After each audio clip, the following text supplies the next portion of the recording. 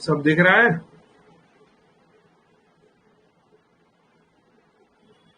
Good morning everyone.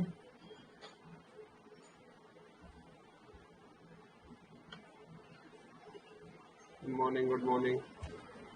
दिख रहा है, सुनाई दे रहा है सब? Clear clear.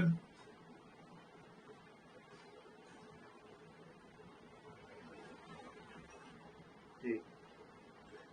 कल जैसे नहीं होना चाहिए यार, कल 2-3 बार क्लास डिस्टर्ब हुई अपने बीच में। और 2 मिनट 4 मिनट वेट करते हैं, 2-3 मिनट, फिर उसके बाद अपन चालू करने वाले हैं आज का सेशन। और लोग ज्वाइन हो रहे हैं अभी।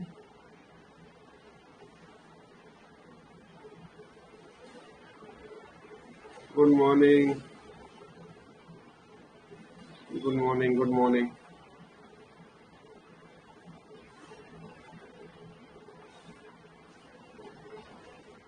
अरे धन्यवाद प्रांजल जी। आप सभी को शुभकामनाएं गुरु पूर्णिमा की।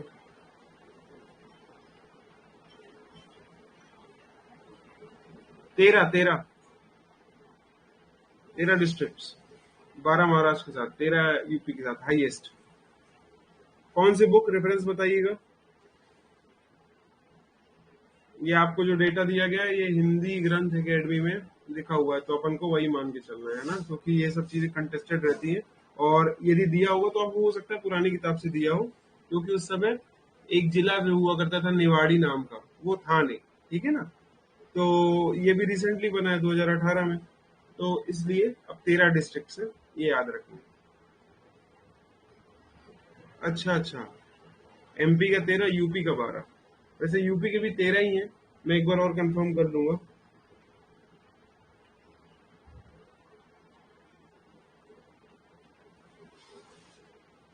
आप सभी को बहुत बहुत शुभकामनाएं गुरु पूर्णिमा की। चालू करें? आज कम लोग आए हैं कुछ। चलिए कोई बात नहीं, चालू करते हैं, है ना? चलिए,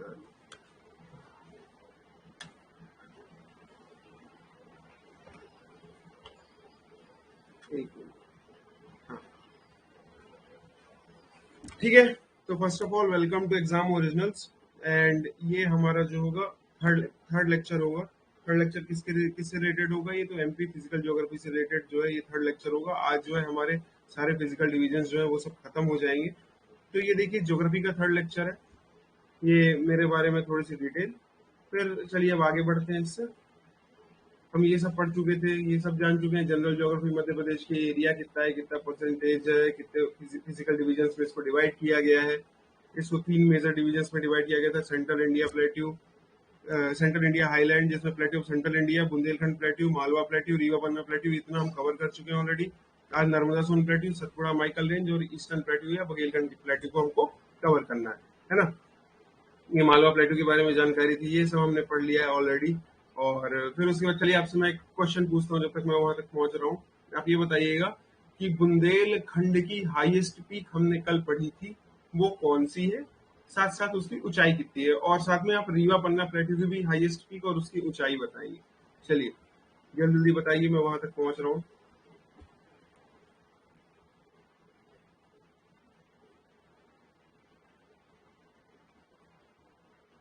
रीवा पन्ना प्लेटू हो गया, ये सब पढ़ लिया अपन ने। यहाँ से पढ़ना था, है ना? सिद्ध बाबा पीक, सिद्ध बाबा पीक 1172 मीटर, वेरी गुड। और जो हमारा वो था रीवा पन्ना प्लेट्यू, उसमें सबसे हाईएस्ट पीक कौन सी थी?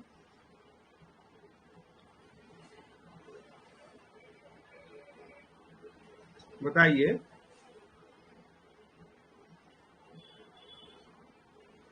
बताइए। गुडविल पीक, सद्भावना शिखर या goodwill peak, 752 metre. Excellent excellent Shubham. 752 metre, Sadbhavna Shikhar. Very good साक्षी। बढ़िया है, आप लोग को चीजें याद रह रही हैं, यही चाहिए कि धीरे धीरे जो सारे सारे छोटे छोटे फैक्ट्स होते हैं ना, ये मेमोराइज हो जाए, है ना? और एक और बात बताई थी मैंने कल आपको, मैंने बताया था कल आपको एशियाटिक लायंस के बारे में बताया था। तो आप ये बताओ कि उनको रिलोकेट करने की बात कर रहे हैं कूनो पालपुर में, तो कूनो पालपुर में रिलोकेट तो कर रहे हैं, पर कहाँ से ला रहे हैं ये बताओ आप। उनको कहाँ से ला करके कूनो में रखेंगे? गिर नेशनल पार्क से। वेरी गुड, ठीक है ठीक है, गिर नेशनल पार्क, एक्सीलेंट। गुजरात की गिर नेशनल पार्क से, वेरी गुड। ठीक है, चलिए आज कब चालू करते हैं? यही पढ़ना था ना, नर्मदा सोन घाटी।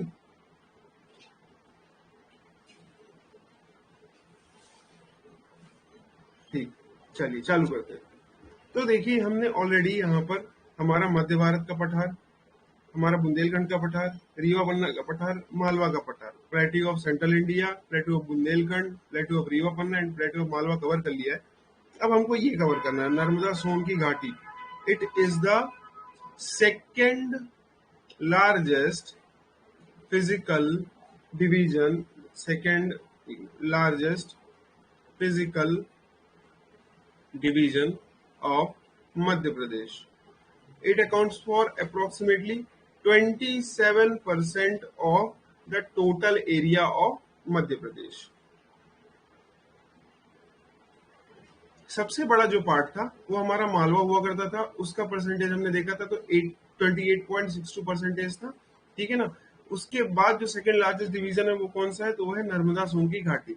ये एक बहुत इंपॉर्टेंट हमारा फिजियोलॉजिकल डिवीजन है मध्य प्रदेश का। इसकी ज्योग्राफिक लोकेशन आप मैप से ही देख के बता सकते हैं कि इसके नॉर्थ में क्या है, इसके नॉर्थ वेस्ट में देख सकते हैं हम क्या है, मालवा का पठार है ना, मालवा का पठार ये।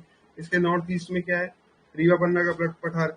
इसके ईस्टर्न पार्ट में क्या है, बघेलखंड का प्लेट्यू। इसके साउथ में क्या है, सतपुड़ा की वो रेंजेस, ठीक है। तो ये इसकी फिजिकल लोकेशन हो गई। और यहाँ पर जो मेनली डिस्ट्रिक्ट्स कवर होते हैं वो कौन कौन से होते हैं? तो जबलपुर, हमारा हरदा, होशंगाबाद, बड़वानी, खड़गौन और खंडवा, ये सारे पार्ट्स जो हैं इसमें कवर होते हैं। तो इसके जो मेन डिस्ट्रिक्ट्स हैं वो हमको पता चल गया। फिर से मैं एक बार बता देता हूँ आपको। जबलपुर, ठीक है, फिर आप हरदा, होशंगाबाद, पार्ट ऑफ बैतूल। और देखिए एक और बात मैं आपको बता देता हूँ, कई बार आप देखेंगे कि ये जो फिजिकल डिवीजन है ना, इसमें दो दो डिस्ट्रिक्ट्स का नाम आ जाता है, दो दो डिस्ट्रिक्ट्स का नाम आ जाता है। क्यों होता है ऐसा? क्योंकि ये जो फिजिकल डिवीजन किए गए हैं डिस्ट्रिक्ट देख के तो किए नहीं गए, ये तो नेचुरली एग्जिस्टिंग पार्ट्स है, रिलीफ फीचर्स है वहां पे मध्य प्रदेश के, जिनको हम पढ़ रहे हैं। अभी कुछ पार्ट इसका मध्य प्रदेश किसी एक जिले में आ गया, फिर दूसरा किसी एक जिले में आ गया, तो परेशान नहीं होना है कि सर ये कैसे बता रहे हैं आप। आपने मालवा प्लेट्यू में आपने रतलाम भी बताया और फिर उसके बाद आपने इसमें ही बता दिया मध्य भारत या सेंट्रल इंडिया के प्लेट्यू में बता दिया।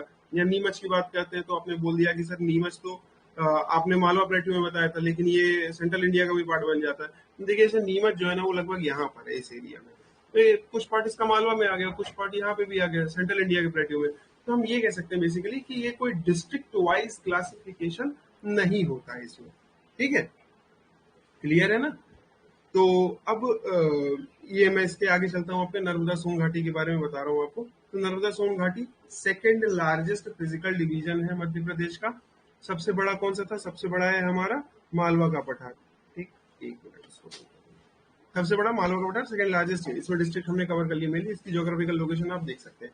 अब देखिए नर्मदा सोन वैली के बारे में क्या है कि एक रिफ्ट वैली है ना। वो तो मध्य प्रदेश में कम से कम 3-4 बार ये क्वेश्चन सीधे सीधे पूछा गया है कि Narmada valley is a type of which valley, और ऑप्शन दिए रहते हैं 3-4, सिंक्लाइनल वैली, ऐसा वैसा कुछ भी, और उसका आंसर रहता है रिफ्ट वैली। ये एक बार नहीं 3 से 4 बार पूछा जा चुका है, ठीक है। 2014 से 2020 तक, 21 तक की मैं बात करूं उसके बीच में। तो it is a very important fact and you have to memorise it, you have to by heart this fact, alright. तो ये रिफ्ट वैली है। रिफ्ट वैली मतलब क्या होता है जरा सा ये भी जान लेते हैं। आप में से पता है क्या किसी को रिफ्ट वैली क्या होता है? या हिंदी में इसे भ्रंश घाटी कहते हैं। क्या कहते हैं? भ्रंश घाटी। लिखा हो कभी, परेशान मत होना, हिंदी भी पता होना जरूरी है। क्यों? क्योंकि मध्य प्रदेश यूपीएससी आजकल वरीयता या प्रायोरिटी हिंदी को देता है, ठीक है। तो आप बताएंगे मेरे को कि किसी को पता है क्या भ्रंश घाटी या रिफ्ट वैली क्या होती है? एनीबडी? नहीं पता है तो भी बता दीजिए। Between two mountain ranges. तो बाकी सामान्य घाटी से कैसे अंतर होता है फिर ये Shubham? How is it different from a normal valley?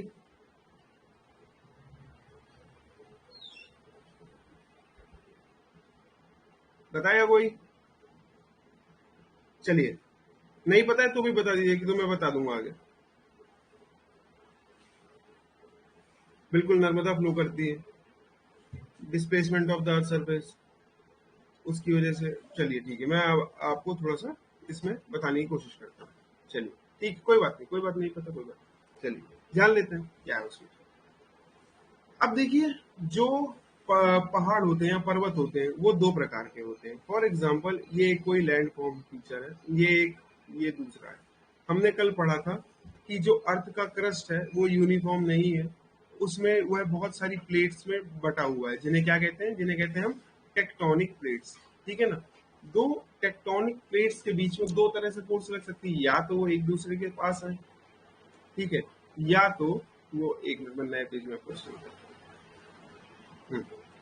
ये अर्थ का क्रस्ट, ये अलग अलग उसमें टुकड़ों में बटा हुआ है, ऐसा ऐसा ऐसा करके। ये क्या कहलाती हैं, जो बड़े बड़े क्रिस्टल स्लैब्स हैं, इनको हम क्या कहते हैं, इन क्रिस्टल स्लैब्स को हम कहते हैं tectonic plates.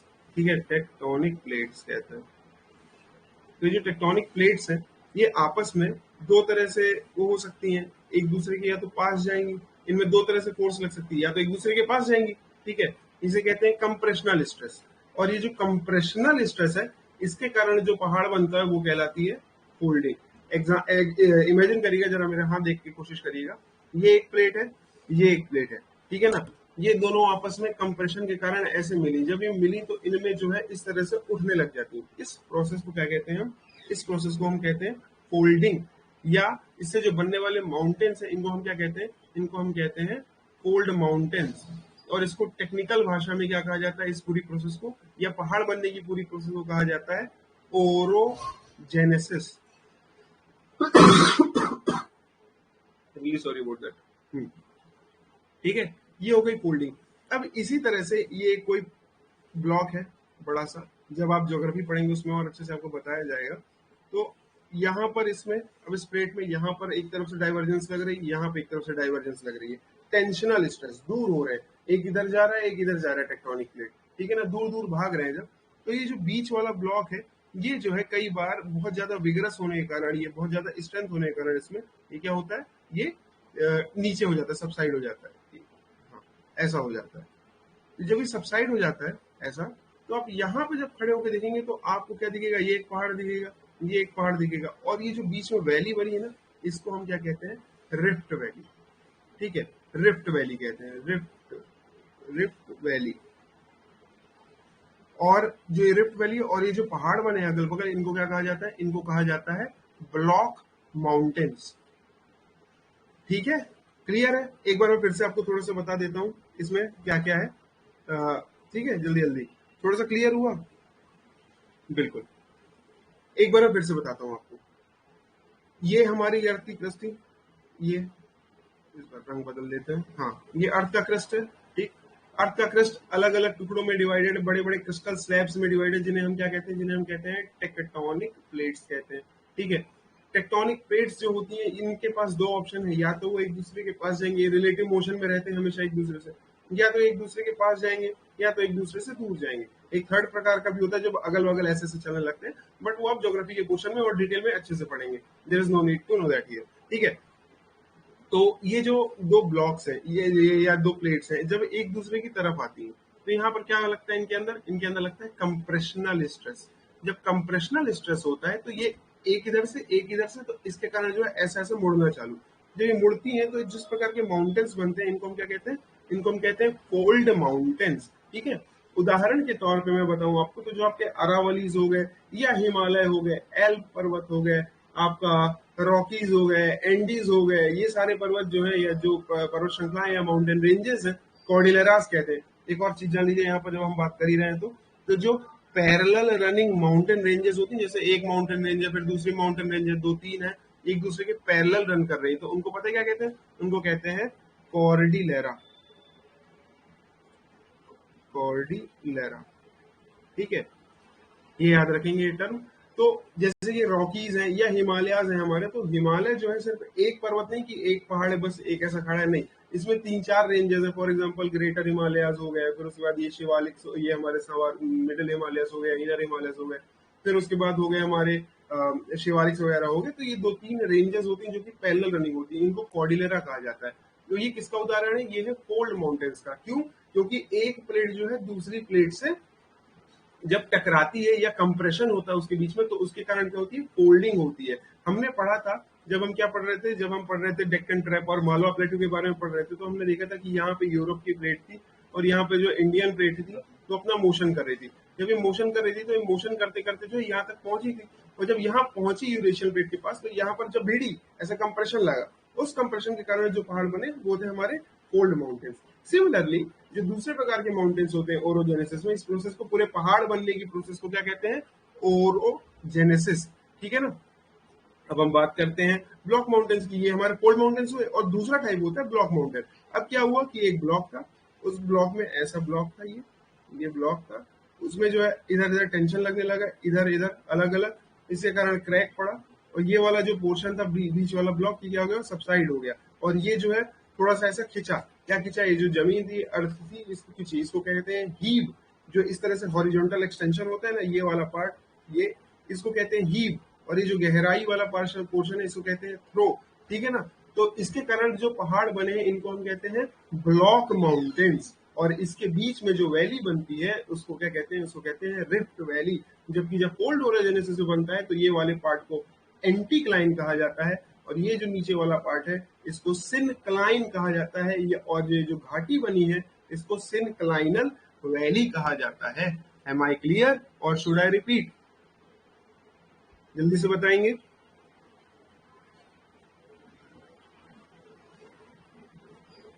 M I clear और शुड आई रिपीट? जल्दी से बताएंगे।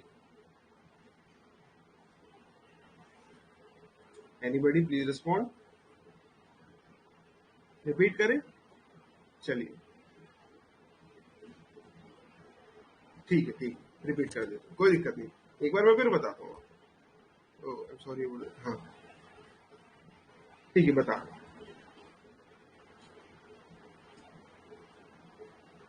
ये है हमारी अर्थ, धरती माता। ठीक है। ये क्या है? अलग अलग इसमें डिवाइडेड है टेक्टोनिक प्लेट्स में, है ना। इतना तो अपन को पता है, सबको क्लियर है। अब ये जो टेक्टोनिक प्लेट्स हैं, आपस में रिलेटिव मोशन करती रहती हैं। जो बड़े बड़े क्रिस्टल स्लैब्स हैं, रॉक के टुकड़े हैं, ये क्या करते हैं? आपस में रिलेटिव मोशन करते हैं। जब ये रिलेटिव मोशन करते हैं, तो या तो ये, देखिए, तीन तरह से होते हैं, पर हमको भी यहाँ पे दो ही जानना जरूरी है, तो दो ही की हम बात करेंगे। तो या तो ये एक दूसरे की तरफ आते हैं, एक ऐसा ऐसा, ये दो क्रिस्टल स्लैब्स है, बड़े बड़े दो प्लेट्स हैं, ऐसा मान के चलना है, ये एक दूसरे की तरफ आ रहे हैं। जब ये एक दूसरे की तरफ आते हैं, तो क्या होगा? एक ये, और इसके कारण जो होती है, इनमें फोल्डिंग होती है, और ये जब फोल्डिंग होती है, ऐसे करके ऐसे पहाड़ बन जाते हैं। ठीक है, ऐसे ऐसे पहाड़ बन जाते हैं। जब ये पहाड़ बनते हैं, तो ये जो ऊपर वाला पार्ट होता है, अपग्रोन पार्ट, इसको कहा जाता है एंटीक्लाइन। ठीक है। और ये वाला जो पार्ट है, इसको कहा जाता है सिनक्लाइन।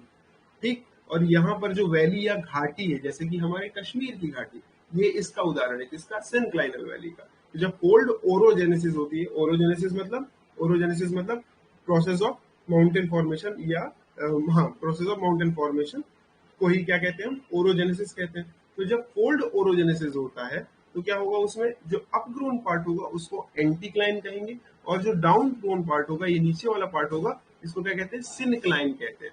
और ये जो वैली बनी है, इसको सिनक्लाइनल वैली कहते हैं। For example, valley of Jammu and Kashmir. ठीक है ना। Valley of J&K is an example of synclinal valley. Alright. अब हम ब्लॉक ओरोजेनेसिस की बात करते हैं थोड़ा सा। तो एक बड़ा सा ये है, क्रिस्टल स्लैब है, इसमें यहाँ पे टेंशन लग रहा है, यहाँ पे टेंशन लग रहा है, क्रैक्स जनरेट हुए। ठीक है।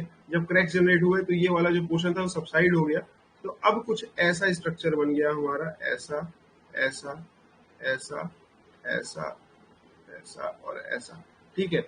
ये वाला पोर्शन जो था वो नीचे चला गया। कौन सा? ये वाला, ये बीच वाला पोर्शन जो नीचे चला गया। तो अब जो है, हम यहाँ पर यदि खड़े होकर देखेंगे, तो एक बहुत ऊंची दीवार सी दिखेगी। जो बहुत ऊंची दीवार सी दिखेगी, इसको हम क्या कह देंगे? हम इसको कहेंगे पहाड़।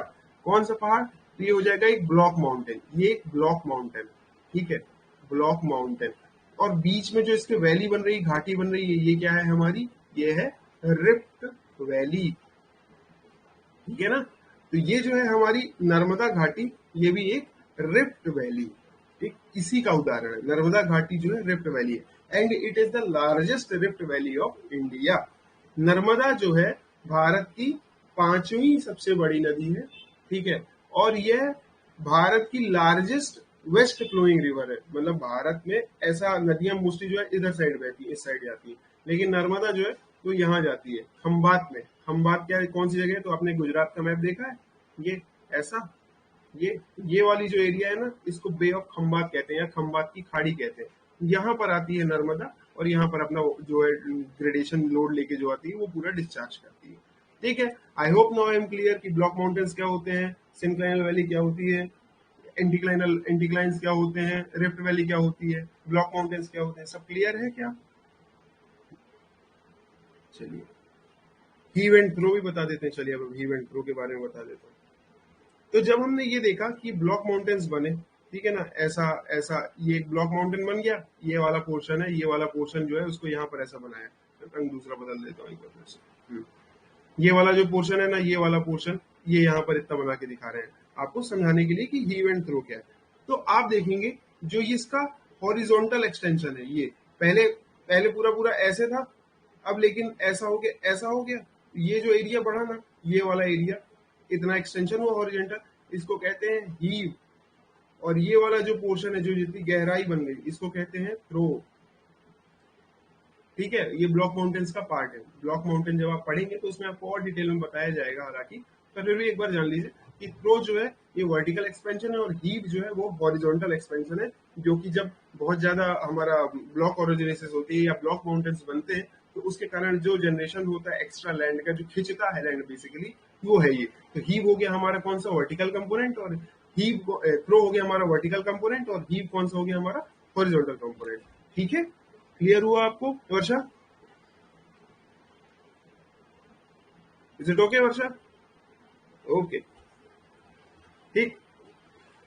कहाँ भटक गए यार, क्या पढ़ रहे थे? रिफ्ट वैली पढ़ रहे थे। तो रिफ्ट वैली, नर्मदा सोन घाटी जो है ये रिफ्ट वैली है, और ये जो है सबसे बड़ी जो है हमारी क्या है, रिफ्ट वैली है पूरे भारत देश की। और इसके अलावा देखिए ये जो है इसके बगल में क्या है, तो इसके अपने एक बार फोटो एक बार फिर से देख लीजिए। तो ये जो है हमारा इसके इधर साइड क्या है, बघेलखंड का प्लेट्यू है, ऊपर मालवा है, इधर साइड नॉर्थ वेस्ट में, नॉर्थ ईस्ट में रीवा पन्ना है, साउथ में क्या है, सतपुड़ा है। यहाँ पर क्या होगा, यहाँ पर डेक्कन ट्रैप, वही अपना हमने बात करी थी ना कि जब इंडिया का प्लेट मूवमेंट करा था तो अलग अलग टुकड़ों में बट गया, ऐसा और ऐसा, फिर उसके बाद यहाँ से लावा निकलने लगा और हर जगह फैल गया। तो गुजरात और ये महाराष्ट्र के पोर्शन को मेनली कवर किया, मध्य प्रदेश के भी कुछ पोर्शन को कवर किया, जिसमें मालवा का पठार वगैरह जो जगह थी वो इंक्लूड थी। तो इस साइड क्या है, इधर साइड गुजरात है, यहाँ साइड महाराष्ट्र है। तो ये डेक्कन ट्रैप्स की चट्टाने जो है इसके इस साइड हो जाएंगी, ईस्ट वेस्ट पार्ट पोर्शन में हो जाएंगी, है ना। इतना तो बिल्कुल आपको पता होगा। और इसके अलावा देखिए इसमें ये मेन चीज है कि इसकी लोकेशन क्या थी, रिफ्ट वैली है ये सबसे बड़ी भारत देश की। नर्मदा जो है कौन सी नदी है, नर्मदा हमारी fifth largest river of the country है। इस तरह के क्वेश्चन भी पीएससी में पूछ लिए जाते हैं। फॉर एग्जाम्पल 2018 या 19 में, आई डोंट रिमेम्बर एग्जैक्टली, एक बार एक क्वेश्चन पूछा था कि which is the largest peninsular river of India. वो इस तरह के क्वेश्चन पूछते हैं, उनको मतलब लार्जेस्ट रिवर वगैरह पूछने का रहता है। ठीक है, तो आप जो है ये जान के रखिए कि मध्य प्रदेश की, क्योंकि सबसे इंपॉर्टेंट नदी है नर्मदा, इसलिए पता होना चाहिए कि भारत में कौन सा नंबर है इसका, तो इसका फिफ्थ लार्जेस्ट नंबर है। ठीक है ना। इसके अलावा ये किस साइड बहती है, तो जनरली रिवर जो है बड़ी बड़ी रिवर, फॉर एग्जाम्पल गोदावरी हुई, कृष्णा हुई, कावेरी हुई, महानदी हुई, ये सारी क्या है, ईस्ट फ्लोइंग रिवर्स है। ठीक है ना, ये भारत देश। जबकि नर्मदा जो है हमारी वो है वेस्ट फ्लोइंग रिवर। हमने एक बार अभी फिर से भी डिस्कस किया था खंबाती खाड़ी के बारे में, पर एक बार फिर से अपन थोड़ा सा जान लेते हैं। तो ये गुजरात है, तो गुजरात में क्या है, ये बे ऑफ खंबात है, खंबात की खाड़ी है। तो इस खंबात की खाड़ी में नर्मदा अपना जो है लोड डिस्चार्ज करती है। और एक और बात बता दूं नर्मदा नदी के बारे में, तो देखिए क्या होता है, जनरली जो इस तरह की बड़ी बड़ी नदियां होती हैं वो क्या करती हैं, डेल्टाज बनाती हैं। डेल्टा मतलब क्या होता है, जब नदी आती है, बताऊं क्या डेल्टा मतलब क्या होता है, कि आप लोग को पता है डेल्टा मतलब?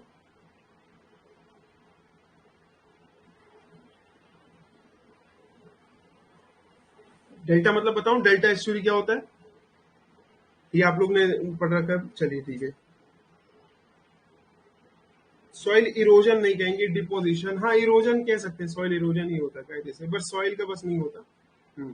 चलिए ठीक है, एक बार जान लेते हैं डेल्टा वगैरह क्या होता है। अब कोई नदी है, ठीक है ना, जब आती है तो यहाँ पहाड़ से आई, फिर यहाँ पे जमीन में बही, फिर उसके बाद जा जाती है यहाँ पे किनारे, और यहाँ पे मान लीजिए समुद्र है, तो समुद्र में जा करके फिर यहाँ मिल जाती है पूरा ओशियन। एक मिनट में अच्छे से बना ही देता हूँ। फॉर एग्जाम्पल ये हो गई हमारी गंगा नदी, ठीक। ये यमुना, यहाँ पर रामगंगा, कोसी, गंडक, ये सब इसके ट्रिब्यूटरी हैं, यहाँ से सब हो गई। ये यमुना वगैरह हो गई, यमुना की चंबल, पार्वती, ये सब आपने पढ़ रखी है। यहाँ पे सोन वगैरह ये सब नदियां, ठीक है। तो हमारी मेन नदी कौन सी हो गई? ये वाली पार्ट पोर्शन हो गया, ये वाला,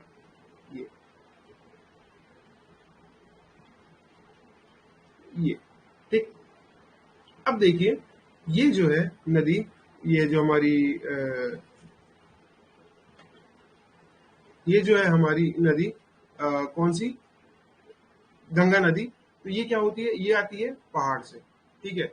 ये पहाड़ से आती है, पहाड़ से। तो जब पहाड़ में रहती है यहाँ पर, तो ये पहाड़ को काटती है, धीरे धीरे धीरे धीरे धीरे धीरे काटना चालू करती है। जब ये काटती है तो इसके साथ जो जो पहाड़ को काटा तो जो उसका कंटेंट रहता है, जो पार्टिकल्स रहते हैं, डेब्रीज रहती है, वो अपने साथ लेकर के चलती है।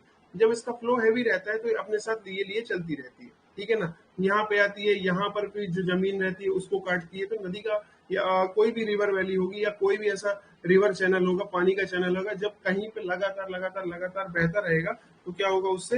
तो उससे क्या होगा कि वो जो ग्रेड है, ग्रेडेशनल लोड है, वो अपने साथ लेकर के चलेगी। मैं एक बार फिर से अच्छे से बताता हूँ आपको। पहाड़ है, पहाड़ से नदी बहती है, जब नदी बहती है पहाड़ से तो पहाड़ को काटती है। पहाड़ को काटेगी तो जो से छोटे छोटे कण मिलेंगे ना, आपका मिट्टी हो गई, बालू हो गई, पत्थर हो गए, जो भी हो गया, तो अपने साथ लेकर के बह के नीचे आती है। जब वो नीचे आती है तो यहाँ पर मान लीजिए वो प्लेन्स में पहुंच जाती है। प्लेन्स में भी वो यही काम करती है, जो अगल बगल के जो लैंड है उसमें उसको काटेगी, उससे जो लोड होगा उसको लेगी अपने साथ। लेकिन जब यहाँ पे आती है, एंड एंड तक पहुंचती है, तो इसकी स्पीड जो है वो बहुत कम हो जाती है। अब नदी के पास क्या होती है? ताकत नहीं होती कि उसको आगे ले जा सके। कहाँ ले जा सके? मतलब आगे और बहा के अपने साथ ले जा सके। तो क्या करती है? एंड एंड में ये नदी जो है, ये जो अपने साथ लोड लाई है, जिसे ग्रेडेशनल लोड कहते हैं, जो पहाड़ से धूल मिट्टी पत्थर ये सब लेके आ रही है ना, इसको ग्रेडेशनल लोड कहते हैं। ये जब आखिर आखिर में इसके पास ताकत नहीं रहती, ओल्ड स्टेज कहलाती है रिवर की ये, तो ये क्या करती है? जो अपने साथ लेके आई है उसको सबको डिस्चार्ज करने लग जाती है या छोड़ने लग जाती है, ठीक है ना। जब ये छोड़ने लग जाती है अपने साथ ये सारी चीजें, तो क्या होगा कि यहाँ पर धीरे धीरे बहुत ज्यादा फाइन जो टेक्सचर के मटेरियल होते हैं वो डिपॉजिट होना चालू हो जाते हैं। जब ये डिपॉजिट होते हैं तो इस लैंड फॉर्म फीचर को, या जो ये फीचर बनता है, इसको क्या कहते हैं? इसको हम डेल्टा कहते हैं। फॉर एग्जाम्पल आपका सुंदरबन डेल्टा, ठीक है ना, largest delta of India. Sundarban delta कहाँ पर है? वेस्ट बंगाल में। तो जो गंगा नदी आती है तो अपना जो डेल्टाइक डिपॉजिट्स करती है, या जो लेके आती है ग्रेडेशनल लोड, वो यहाँ पर आके डिपॉजिट करती है, और ये जो एरिया बनता है यहाँ पर क्या बनता है? हमारा सुंदरबन का डेल्टा। ये हो जाता है डेल्टा। ये अलग अलग टाइप का होता है, वो अभी हम नहीं डिस्कस करने वाले, वो हम बाद में जानेंगे कभी। तो ये बन गया डेल्टा। सिमिलरली जब जो हमारी नर्मदा नदी है उसको भी कायदे से ऐसे डेल्टा बनाना चाहिए, लेकिन जो नर्मदा नदी है वो डेल्टा नहीं बनाती। वो क्या करती है? वो एस्चुरी बनाती है। एस्चुरी कैसे बनाती है? एस्चुरी मतलब मैं बताता हूँ आपको, थोड़ा सा क्लियर कर दूं और अच्छे से समझ में आएगा। गुजरात, ठीक, खंबाती खाड़ी, ये वाली, ये खंबाती खाड़ी हो गई, नर्मदा नदी आई, तो ये यहाँ पर कुछ डिपॉजिट नहीं करती यहाँ पर, बल्कि ये इसको काट देती है इतना। तो ये जो है ऐसा बना देती है। ये काट करके जो समुद्र का पानी और ये नदी का पानी है वो यहाँ पर मिलते हैं एस्चुरी में, इस पॉइंट में, इसको एस्चुरी कहते हैं। नर्मदा नदी डेल्टा नहीं बनाती है, एस्चुरी बनाती है, ठीक है ना। डेल्टा नहीं बनाती है, एस्चुरी बनाती है। जबकि जो मेजर ईस्ट फ्लोइंग रिवर्स है वो सारी क्या बनाती है? हमारी डेल्टा बनाती है, ठीक है।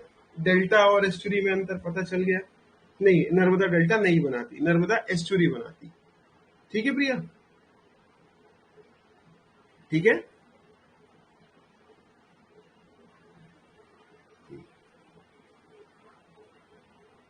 ठीक है, चलिए, है ना। अब आगे बढ़ते हैं थोड़ा।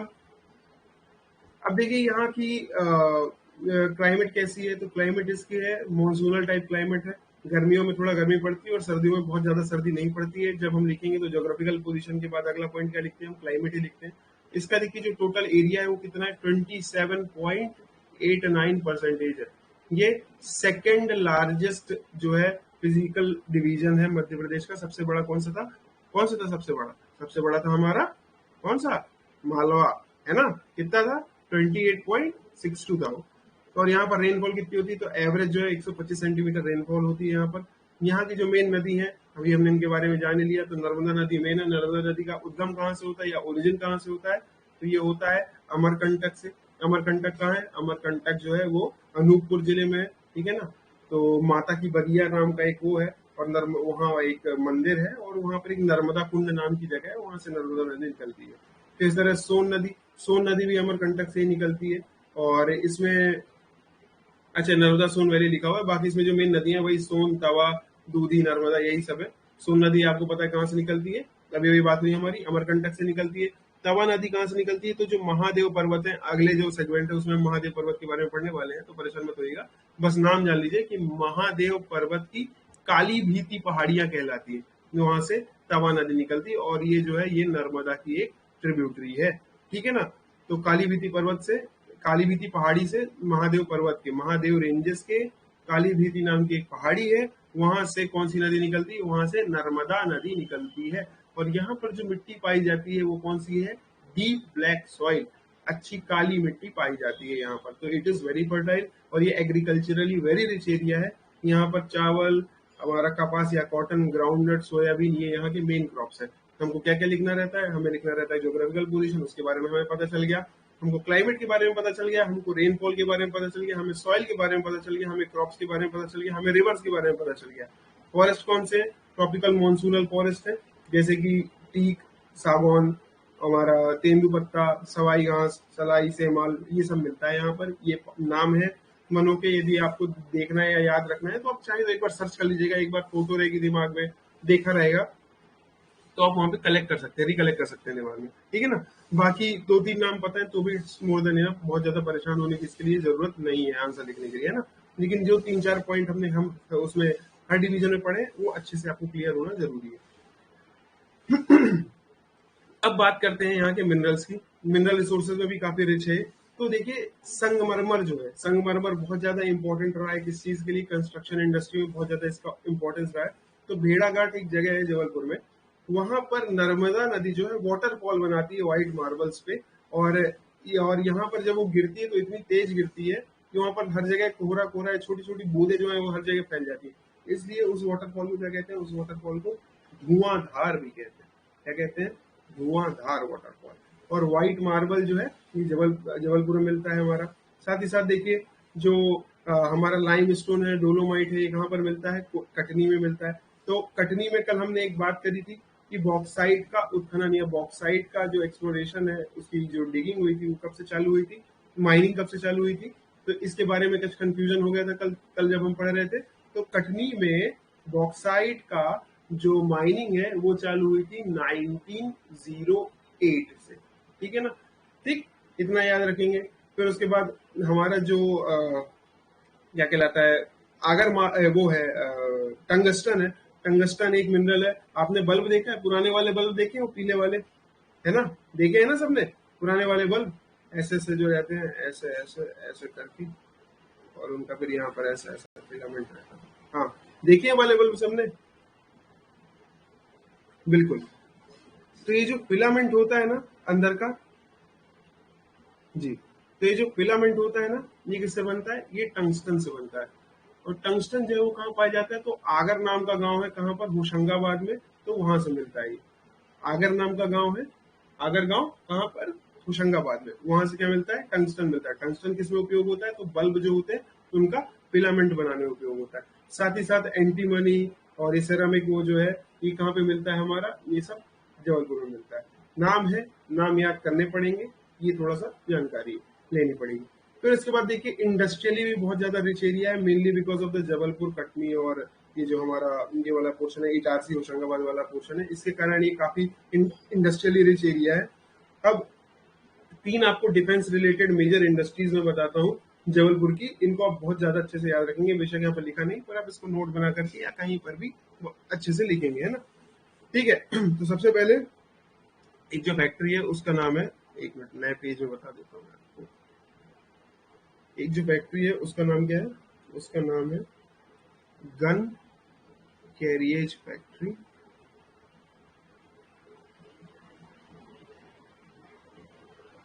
एक है आपका ऑर्डिनेंस फैक्ट्री।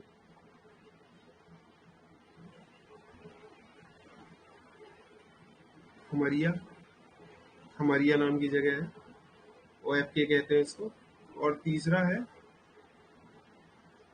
गन, लिखा है GUN है ना, gun carriage factory, ordnance factory और motor vehicles factory, motor vehicles factory.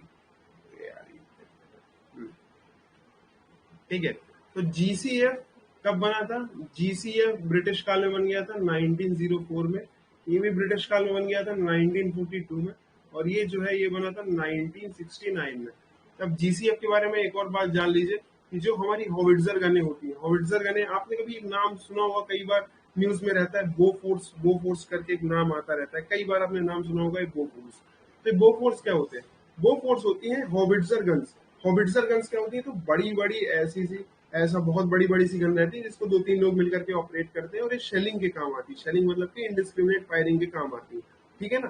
तो ये बोफोर्स जैसी एक हॉविट्जर गन जो है गन कैरेज फैक्ट्री जबलपुर द्वारा बनाई गई, और रिसेंटली इसे इंडियन आर्मी में इंडक्ट भी किया गया था। और इस गन का नाम जो था, जो GCF जबलपुर ने बनाई थी, उस गन का नाम क्या था? उस गन का नाम था धनुष, ठीक है ना, ये याद रखेंगे।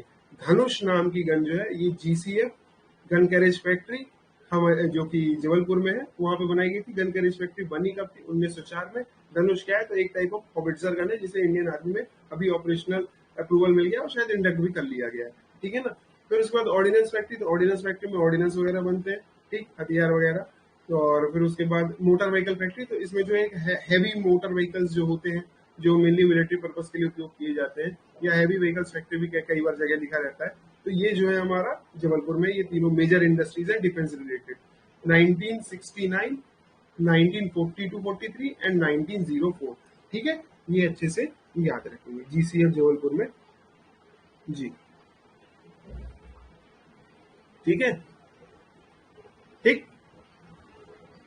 ये तीनों इंडस्ट्रीज के नाम याद रखेंगे, ठीक है शमी जी, ठीक है, okay, okay, let's proceed now. पढ़ लिया, इंडस्ट्रीज पढ़ ली यहाँ की। सीमेंट, कटनी में भी सेरेमिक है, पॉटरी है, और उसके बाद यही है, अलग अलग फैक्ट्रीज है। हाँ, और इसके अलावा होशंगाबाद का सिक्योरिटी पेपर मिल, इसको तो भूल ही नहीं सकते, बहुत इंपॉर्टेंट है सिक्योरिटी पेपर मिल। आप सभी को पता है सिक्योरिटी पेपर मिल कब बनी थी? कब बनी थी सिक्योरिटी पेपर मिल? हमने उस दिन डिस्कस किया था, BNP और सिक्योरिटी पेपर मिल दोनों के बारे में डिस्कस किया था। जल्दी से बताएंगे कब बनी थी सिक्योरिटी पेपर मिल, जल्दी जल्दी जल्दी जल्दी। 97 ना, BNP 75 में बना था हिमांशु जी। बाकी जबकि होशंगाबाद की जो सिक्योरिटी पेपर मिल है ये 67-68 में बनी थी, ठीक है ना, याद रखेंगे, कंफ्यूज नहीं होना है। बैंक नोट प्रेस देवास 1975 में, 1975 में, वेयर एज हमारा जो whereas security paper mill was established in 1967 1968, alright, ठीक है ना। Do not get confuse, confusion हो जाता है कई बार, बट आप कंफ्यूज नहीं होइएगा, ओके हिमांशु, ठीक है, आना तो बोलिए, चलिए, ओके, चल। फिर उसके बाद यहाँ पे जो मेन टूरिस्ट अट्रैक्शन है वो कौन कौन से? तो 64 योगिनी मंदिर है भेड़ाघाट जबलपुर में। उसके अलावा जो ओमकारेश्वर ज्योतिर्लिंग है ये मध्य प्रदेश का दूसरा ज्योतिर्लिंग है। पहला वाला कौन सा था? तो पहला वाला हमने पता कर लिया, महाकालेश्वर, जो कि मालवा के प्लेटू में उज्जैन में हमने देखा था। दूसरा ओमकारेश्वर ज्योतिर्लिंग है। फिर उसके बाद खंडवा में हनुमंतिया टापू है, और इसके अलावा महेश्वर है खरगोन में, 52 गजा बड़वानी में, जो कि एक ये जैन पिलग्रिम साइट है, याद रखेंगे ये एक जैन पिलग्रिम साइट है। कौन सी? 52 गजा, ठीक है। महेश्वर खरगोन में हनुमंतिया टापू, जो कि वाटर स्पोर्ट्स के लिए काफी प्रमोट किया जा रहा है, जो कि इंदिरा सागर प्रोजेक्ट जो है उसमें एक आर्टिफिशियल आइलैंड बनाया गया है, किसके द्वारा? गवर्नमेंट ऑफ मध्य प्रदेश के द्वारा, टूरिज्म विभाग के द्वारा। और यहाँ पर क्या है, वाटर स्पोर्ट जैसे कि जेट स्कीइंग, पैरासेलिंग और ये सब चीजें करवा रहे हैं, ठीक है ना। ओमकारेश्वर ज्योतिर्लिंग आपको पता है कहाँ पर है, ये खंडवा में है। और उसके बाद 64 योगिनी मंदिर कहाँ है? ये भेड़ाघाट में। ये सब याद रखेंगे। फिर तो ये देखिए ये हमारा और ये फिजिकल डिवीजन खत्म हुआ। हम अगले में चलते हैं। अब इसमें कोई कंफ्यूजन तो नहीं है अभी तक? जल्दी से बताएं, नहीं है ना? नहीं है ना कंफ्यूजन? हाँ, ना ना लिख दीजिए, या नो नो कुछ भी लिख दीजिए, ठीक है, ओके, चलिए, ठीक, चालू कर। अब अगला फिजिकल डिवीजन चालू करते हैं, वो है सतपुड़ा माइका रेंज। तो सतपुड़ा माइका रेंज आप देख सकते हैं, तो ये जो है मेनली पहाड़ी है। हमने जो है 5 पढ़ लिए ये, ठीक है ना, ये 5 पढ़ लिए। ये किसका पार्ट बनाते हैं? ये सेंट्रल हाईलैंड्स का पार्ट बनाते हैं, सेंट्रल हाईलैंड्स का पार्ट बनाते हैं। ठीक है, अब हम ये वाला पोर्शन पढ़ने वाले हैं। ठीक, सतपुड़ा माइकल रेंज वाला, और फिर ये जो हो जाएगा हमारा आखिरी वाला, वो हो जाएगा बघेलखंड का पठार या बघेलखंड का प्लेटिन। तो सतपुड़ा माइकल रेंज की बात करें तो सतपुड़ा माइकल रेंज आप देख सकते हैं कहाँ पर है, किसके नीचे है ये है नर्मदा सोन घाटी के नीचे। किसके, इसके वेस्ट, इसके ईस्ट में क्या है, तो बघेलखंड का पठार है। और इसके नीचे क्या होगा, तो डेक्कन ट्रैप की रॉक्स होंगी, है ना, नीचे साइड वही है, महाराष्ट्र वाला एरिया है पूरा है ना, है ना। तो जब ये देखिए नर्मदा और तापी नदी के बीच में, तो मैं आपको बताऊं सतपुड़ा रेंजेस की बात कर रहे हैं, ये एक बार अच्छे से ड्रॉ करके बताता हूँ, इसमें अपने आप को हालांकि दिख नहीं रहा है पर बताता हूँ। तो नर्मदा नदी हमने पता किया कहाँ बहती है, वो ऐसी बहती है इस साइड गुजरात में। और तापी नदी जो है वो भी बैतूल से निकलती है, बैतूल के मुल्ताई नाम की जगह से निकलती है, वो भी ऐसे बहती है। और इसके बीच में जो एक पहाड़ है ना, इसको ये सतपुड़ा रेंज कहते हैं। हालांकि क्या है कि ये पॉलिटिकली जो है मेजरली मध्य प्रदेश में पड़ता है, लेकिन इसका एक्सटेंशन जो है सतपुड़ा माइकल रेंजेस का, ये छत्तीसगढ़ में भी एक्सटेंड होते हैं थोड़ा सा यहाँ पर।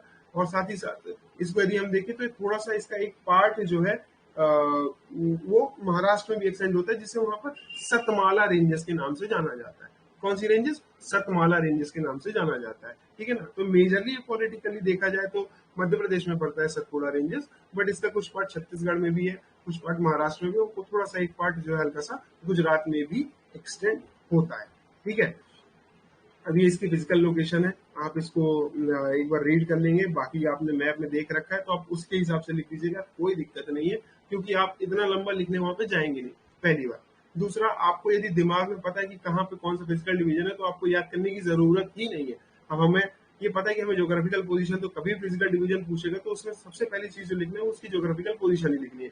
लेटीट्यूड लॉन्गिट्यूड हम सबका याद नहीं कर सकते, ये एक गिवन फैक्ट है। तो हमको जो उसकी लोकेशन है ना, वो पता होनी चाहिए। तो जो लोकेशन हमें पता होगी, वो कैसे पता होगी, वो मैप हमें यदि 3-4 बार ये वाला मैप यदि देख लें ध्यान से, तो हमको वैसे ही क्लियर हो जाएगा। ठीक है, फिर सतपुड़ा माइकल रेंज हो गई। अब इसमें कौन कौन सी रॉक्स पाई जाती हैं, तो ये रॉक्स वाला जो पोर्शन था, कल हमने 3-4 टाइप की रॉक्स पढ़ी थी क्या, याद है आपको? 4 नाम बताए थे मैंने आपको, मेजर मेजर, आर्कियन सिस्टम, पुराना सिस्टम, द्रविडियन सिस्टम और आर्यन सिस्टम, है ना, 4 नाम बताए थे। इन 4 नामों में देखिए क्या था कि ये जो 4 रॉक थे इनके सब डिवीजन थे, जिसमें हमने विंध्यंस का खास करके पढ़ा था, विंध्यंस और कडपा पढ़ा था, जो कि पुराना सिस्टम का पार्ट थे। इसी तरह से अलग अलग और भी होते हैं। अब यहाँ पर धारवाड़ बार बार नाम आ रहा है और आगे भी आएगा, इसलिए मैं आपको थोड़ा सा एक बार धारवाड़ सीरीज के बारे में बता दूं कि किसका पार्ट बनाता है। तो ये देखिए, जो हमारा कौन सा सिस्टम था, सबसे पहला आर्कियन सिस्टम था। आर्कियन सिस्टम, आर्कियन सिस्टम का एक पार्ट है धारवाड़। आर्कियन रॉक्स है उनका, आर्कियन सीरीज लिखना ज्यादा बेहतर रहेगा।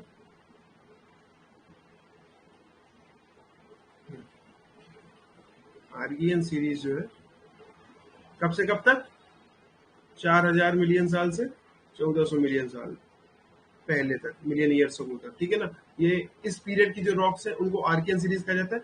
उसका एक सब डिवीजन है धारवाड़, धारवाड़ रॉक्स। धारवाड़ इसका नाम क्यों पड़ा, तो धारवाड़ एक जगह है, कहाँ पर, धारवाड़ जगह है कर्नाटक में। ठीक है ना, यहाँ पर क्या मिलता है धारवाड़ में, धारवाड़ में मिलता है मैंगनीज। ठीक है, ये याद रखेंगे, मैंगनीज बहुत ज्यादा यहाँ पे पाया जाता है धारवाड़ सीरीज में। तो धारवाड़ नाम की जगह में, और इसी जगह के नाम पे जो है इस सीरीज का नाम रखा गया है, वो है धारवाड़ रॉक्स। ठीक है, तो अब इसका मेंशन होगा एक आध बार, तो जान लीजिए बस कि कहाँ पर है। तो देखिए तो ये जो है हमारा, हम किसकी बात करें, सतपुड़ा माइकल रेंजेस की। तो आर्कियन ऑर्डर की जो धारवाड़ रॉक्स है, ठीक है ना, आर्कियन ऑर्डर की जो धारवाड़ रॉक्स है वो इसमें मिलती है, किसमें, सतपुड़ा माइकल रेंजेस में। और इसके अलावा ये जो है डेक्कन ट्रैप, डेक्कन ट्रैप मतलब क्या हुआ, जो महाराष्ट्र वाला और गुजरात वाला पोर्शन है ना, इस साइड वाला, ये वाला पोर्शन, इसकी बात कर रहे हैं, ये डेक्कन ट्रैप में गिना जाता है, जिसमें क्या हुआ था, लावा फैल गया था। तो ये सारी चीजें मिली जुली है यहाँ पर। ठीक है, चलिए आगे बढ़ते हैं फिर। अब देखिए, ये जो सतपुड़ा माइकल रेंजेस है, इसके 3 मेजर कैटेगरी है। पहला है राजपीपला, फिर दूसरा है मिडिल रेंजेस या मध्य पर्वत, इसमें गाविलगढ़ और महादेव रेंजेस आ जाती हैं। और इसके फिर उसके, यहाँ मैकाले लिख दिया है गलती से, ये माइकाल है। ठीक है, माइकल, ठीक, माइकल रेंजेस कहलाती है। और यही कारण है, आगे बताता हूँ चलिए वो बात। तो ये जो हमारा सतपुड़ा रेंजेस है, ऐसी ऐसी ये 3 पोर्शन में डिवाइडेड है जहाँ पे लिखा है सबसे पहले राजपीपला हिल्स, फिर उसके बाद मिडिल, और फिर उसके बाद इधर साइड जो है माइकल रेंजेस है। तो ये जो है हमारा ये वाला पोर्शन है राजपीपला हिल्स, ये जो है गुजरात से लेकर के, गुजरात के थोड़ा इधर से लेकर के बुरहानपुर में एक पास है, जिसे गेटवे ऑफ साउथ भी कहा जाता था मीडिएवल टाइम्स में। मीडिएवल टाइम्स में बुरहानपुर, बुरहानपुर आपको पता है कहाँ पर है? एक मिनट में मैप में फिर से दिखा देता हूँ आपको। तो ये वाला जो पोर्शन है ना, ये वाला पोर्शन, ये वाला नीचे वाला ये एरिया, ये है हमारा बुरहानपुर। एक बार मैप में आप जरूर देखेंगे ध्यान से, ठीक है, कि बुरहानपुर कहाँ पर है। अभी जाकर के या बाद में क्लास के बाद एक बार देख लीजिएगा बुरहानपुर कहाँ पर है, तो और अच्छे से क्लियर हो जाएगा, ठीक है। तो ये जो राजपीपला हिल्स है, ये हमारी सातपुड़ा हिल्स जो है, इनको 3 पार्ट में डिवाइड किया गया। सबसे पहले जो सबसे इधर वाला पोर्शन है, जो वेस्टर्न पार्ट है, तो राजपीपला से लेकर के बुरहानपुर के पास तक जो है उसे क्या कहते हैं? उसे राजपीपला हिल्स कहते हैं, ठीक है। फिर ये वाला जो पार्ट है इसको मिडिल रेंजेस कहते हैं। ये 2 टुकड़ों में डिवाइडेड है, गाविलगढ़ रेंजेस और इसके अलावा महादेव रेंजेस। ग्वालीगढ़ नहीं है, वो गाविलगढ़ है, यहाँ पर प्रिंटिंग मिस्टेक है। तो गाविलगढ़ है इसका नाम, गाविलगढ़, ठीक। गाविलगढ़ रेंजेस और महादेव रेंजेस। महादेव रेंजेस में मध्य प्रदेश की सबसे ऊंची चोटी, जिसे क्या कहते हैं? क्या कहते हैं? इसे कहते हैं धूपगढ़, ठीक है ना। महादेव रेंजेस में एक पीक है, उसका नाम क्या है? धूपगढ़ है। यह न सिर्फ सतपुड़ा मैकल की बल्कि मध्य प्रदेश की सबसे ऊंची चोटी है, जिसकी ऊंचाई कितनी है? 1350 मीटर है। ये कहाँ पर है? ये है पचमढ़ी में। पचमढ़ी कहाँ पे आता है? पिपरिया में। पिपरिया कहाँ आता है? होशंगाबाद। होशंगाबाद या नर्मदापुरम है। नर्मदापुरम क्या है? अपने आप में एक संभाग भी है, ठीक है ना। क्लियर हुआ कुछ कुछ? और इधर वाला जो पोर्शन है ये क्या कहलाता है? ये कहलाती है हमारी माइकल रेंजेस, ठीक है, ठीक है। ये 3 सब डिविजन है इसके। सबसे पहले इधर वाला जो वेस्टर्न पार्ट है राजपीपला, राजपीपला हिल्स कहलाती है। फिर उसके बाद जो मिडिल पोर्शन है उसको हम क्या कहते हैं? Middle ranges. इसमें 2 श्रेणियां आ जाती है मिडिल, या 2 रेंजेस आ जाती हैं, गाविलगढ़ और इसके अलावा महादेव रेंजेस। तो जो गाविलगढ़ है, गाविलगढ़ जो महादेव है, उसमें जो सबसे ऊंची चोटी है उसका नाम है धूपगढ़। और धूपगढ़ की ऊंचाई लगभग 1350 मीटर है। यह पचमढ़ी में है। पचमढ़ी किस डिस्ट्रिक्ट में आता है? ये आता है नर्मदापुरम डिस्ट्रिक्ट या होशंगाबाद डिस्ट्रिक्ट में आता है ये, ठीक है। और इधर वाला जो पोर्शन है ये मीडिएवल, ये जो माइकल रेंजेस वाला पोर्शन है, ये जो माइकल रेंजेस वाला ये जो ईस्टर्न पोर्शन है, ये माइकल रेंजेस कहलाते हैं। और यहीं पर क्या है हमारा? यहीं पर हमारा अमरकंटक है। अमरकंटक किस जिले में आता है? अमरकंटक आता है अनूपपुर जिले में, ठीक है ना। और अमरकंटक से क्या खास बात है? तो अमरकंटक में 3 मेजर नदियों का वो होता है, ओरिजिन होता है। कौन कौन सी? नर्मदा, सोन, जोहिला, ये इन नदियों का जो है ओरिजिन यहीं से होता है, ठीक है ना। गला आज खराब हो गया। ये स्पेलिंग मिस्टेक दोनों सुधार लीजिएगा प्लीज, है ना, ध्यान दीजिएगा। ये माइकल है, MIAKAL माइकल, और ये है Gavilgarh, GAWIL, Gavilgarh, GARH, Gavilgarh ranges, ठीक है ना। गाविलगढ़ रेंजेस और माइकल रेंजेस, ये नाम है इनका। और इसी कारण से देखिए, क्योंकि नर्मदा नदी इन माइकल रेंजेस से निकलती है। माइकल रेंजेस में क्या है? हमारा माइकल रेंजेस में क्या है? हमारा अमरकंटक है, वहां से निकलती है नर्मदा नदी। इसलिए नर्मदा का एक और नाम है, वो है माइकल सुता। ये याद रखेंगे, नर्मदा का एक और नाम है माइकल सूत या माइकल सुता, ऐसा भी कहा जाता है इसे, ठीक है ना, याद रखिए। चलिए, माइकल रेंजेस इसके बारे में बताया। और इसकी सबसे ऊंची चोटी अमरकंटक है, नर्मदा, और यहाँ से नर्मदा, सोन, जोहिला नदियां निकलती हैं। और यहाँ पर बहुत ज्यादा घने जंगल है। ऑब्वियसली घने जंगल तो होंगे ही, क्यों होंगे? क्योंकि पानी बरसता है अच्छा खासा, और पानी की उपलब्धता भी बहुत है, इसलिए यहाँ पर वो भी बहुत है। इसका जो एरिया है वो कितना है? लगभग वो मध्य प्रदेश के टोटल एरिया के लगभग 11% कवर करता है। और एक और खास बात जान लीजिए, जो ये हमारा सतपुड़ा रेंजेस है, ये वाले, क्लियर कर देता हूँ। ये जो सतपुड़ा रेंजेस है, ठीक है ना, ऊपर साइड कौन सी नदी बहती है? कौन सी नदी है? ये वाली, दूसरे रंग से दिखाता हूँ मैं आपको, ग्रीन कलर से। हाँ, ये जो नदी बह रही है वो कौन सी नदी है? जल्दी बताएंगे। नर्मदा नदी है सर। ये हरदा डिस्ट्रिक्ट सतपुड़ा रेंज में नहीं आता है क्या? आता है ना। लेकिन क्या है कि थोड़ा थोड़ा जो पोर्शन होता है, मैंने आपको शुरुआत में बताया था शुभम जी, कि एक ये जो फिजिकल डिवीजन है ना, डिस्ट्रिक्ट वाइज नहीं है। आता है, उसका भी कुछ पोर्शन आता है इसमें, ठीक है ना। हरदा का भी कुछ पोर्शन आता है इसमें, ठीक है। ओके शुभम, ओके, ठीक है। ये नर्मदा नदी है और इसके नीचे जो है यहाँ पर जो एरिया है ये वाला, यहाँ पर महाराष्ट्र की और बल्कि पेनिनसुलर इंडिया, पेनिनसुला मतलब समझते हैं ना आप लोग, पेनिनसुला मतलब होता है एक ऐसा लैंड फॉर्म जो कि तीन तरफ से पानी से घिरा हो। ऐसा कोई भी लैंड फॉर्म जो तीन तरफ से पानी से घिरा हो उसको पेनिनसुला कहते हैं, ठीक है। जैसे कि कोरियन पेनिनसुला आपने नाम सुना होगा। तो कोरिया का जब कभी मैप देखेंगे, आज नेट पे जाना तो आप सर्च करना या एटलस में अपने देखना, तो आपको दिखेगा कि कोरिया भी तीन तरफ से खुला है, तीन तरफ से पानी से घिरा हुआ है। इसी तरह हम कहते हैं अरेबियन पेनिनसुला, तो वो भी तीन तरफ से पानी से। तो ऐसा कोई भी लैंड फॉर्म जो कि तीन तरफ से पानी से घिरा हो उसे पेनिनसुला कहते हैं। हमारा भारत भी तीन तरफ से पानी से घिरा हुआ है। यहाँ पर क्या है हमारा अरेबियन सी, यहाँ पर बे ऑफ बंगाल, और यहाँ पर क्या है इंडियन ओशन। तो ये तीनों तरफ से जो है पानी से घिरा हुआ है, इसलिए इसको पेनिनसुलर, ये जो पोर्शन है इंडिया का नीचे वाला, इसको पेनिनसुलर इंडिया कहते हैं।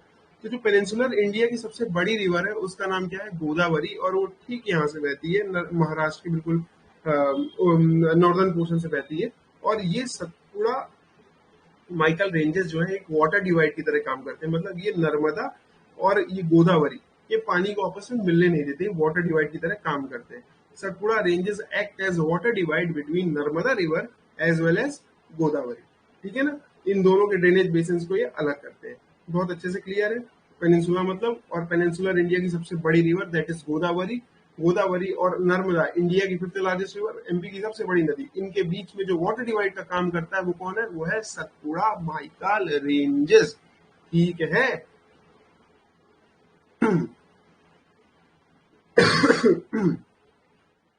अब देखिए यहाँ का जो क्लाइमेट है, हम क्लाइमेट भी लिखते हैं ज्योग्राफिकल पोजीशन के बाद हम इसकी क्लाइमेट ही लिखते हैं। तो क्लाइमेट किस प्रकार का है, मानसूनल टाइप क्लाइमेट है। गर्मियों में बहुत ज्यादा गर्मी पड़ती है, लेकिन सर्दियों में बहुत ज्यादा सर्दी नहीं पड़ती है।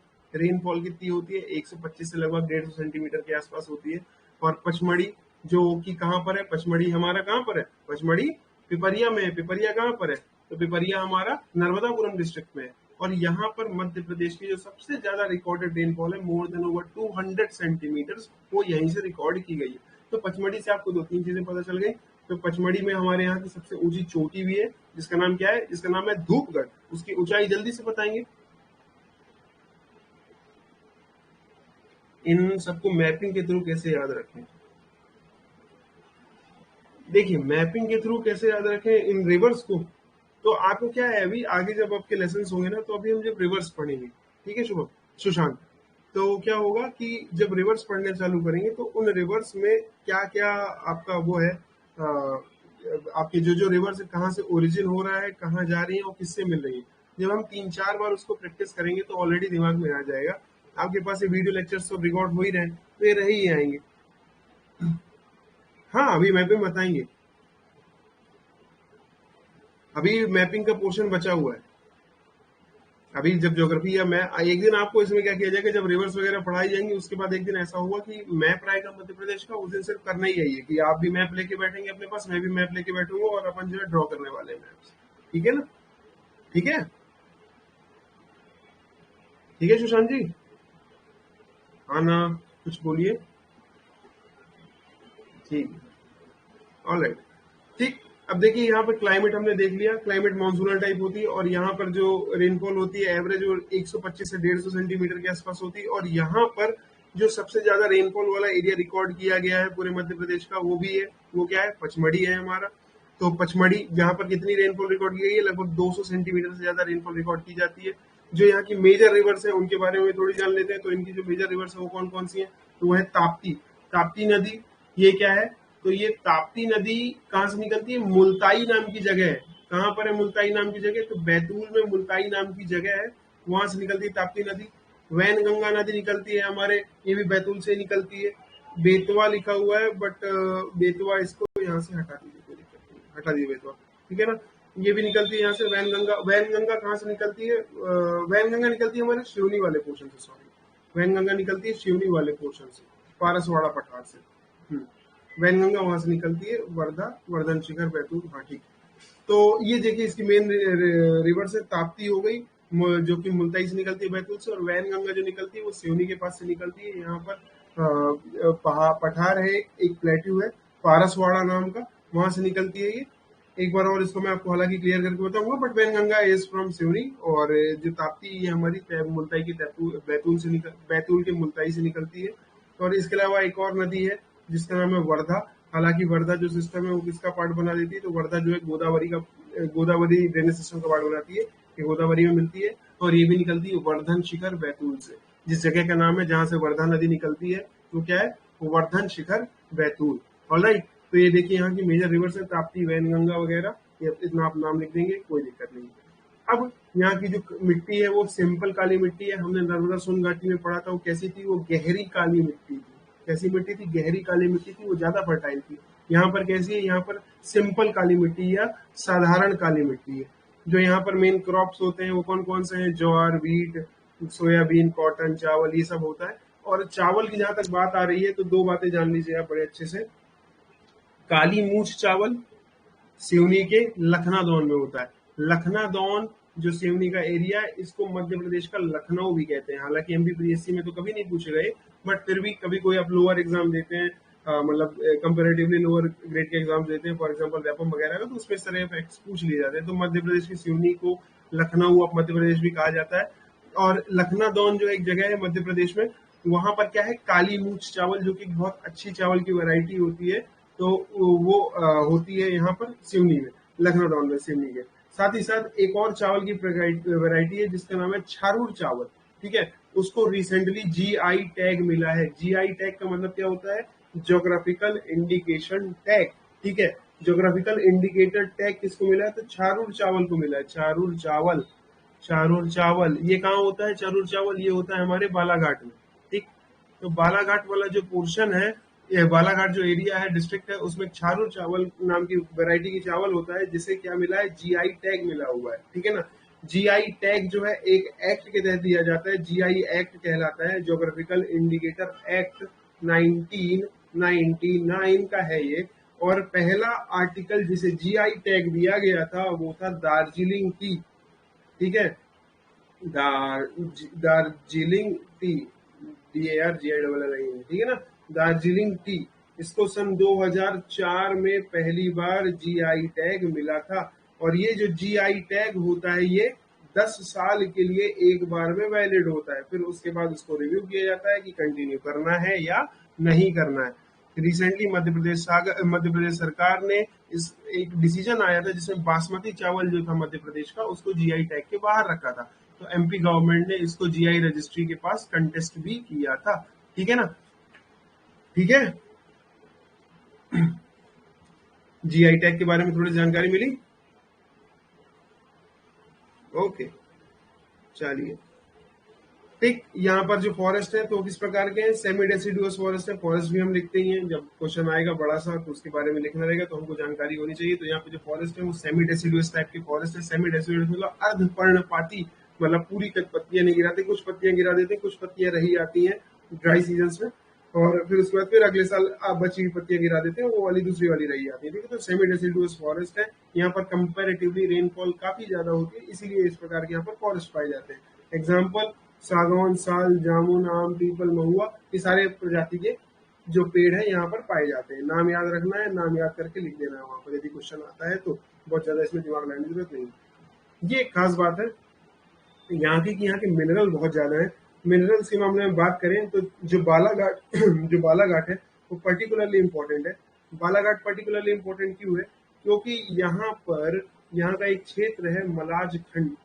ठीक है, मलाज खंड is very famous for the copper mines. यहाँ पर बहुत ज्यादा कॉपर, बहुत ज्यादा क्वांटिटी में क्या है, कॉपर पाया जाता है या तांबा पाया जाता है। कॉपर किसमें काम आता है, तो जो आपकी इलेक्ट्रिकल वायरिंग वगैरह होती है, कोई भी तार होगी, फॉर एग्जांपल ये एक तार है, तो इसके अंदर जो वायर होंगी, आपने कभी तारें वारे छिली होंगी या छिली हुई तार देखी होगी कभी ना कभी, तो जो अंदर का मटेरियल रहता है तारों का, पतला पतला रेशे रेशे, वो कॉपर है। और ये मध्य प्रदेश में बहुत ज्यादा पाया जाता है। ठीक है ना। इसके अलावा यह कॉपर जो है इंडिया में खेतरी नाम की एक जगह है। खेतरी कहाँ पर है, खेतरी राजस्थान में, यहाँ पर भी काफी ज्यादा क्या पाया जाता है, कॉपर पाया जाता है। और इसके अलावा एक और जगह है वो है घाटशिला नाम की। घाटशिला कहाँ पर है, घाटशिला है झारखंड में। झारखंड में भी कॉपर बहुत ज्यादा पाया जाता है।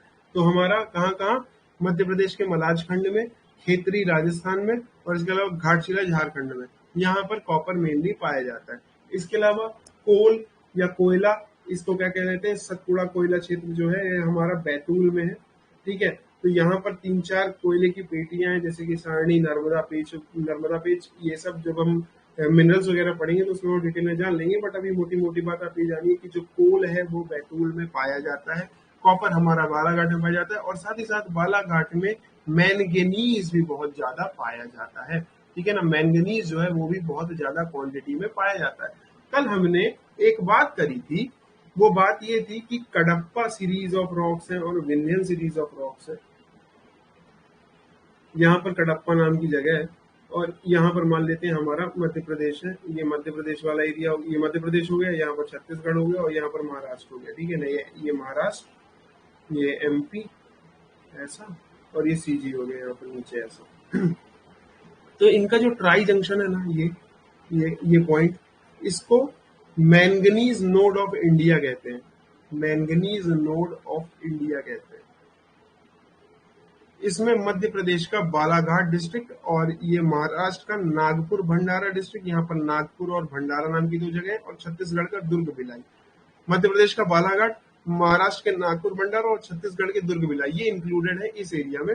और इस एरिया में सबसे ज्यादा मैंगनीज पाया जाता है, और इसे मैंगनीज नोड ऑफ इंडिया कहते हैं।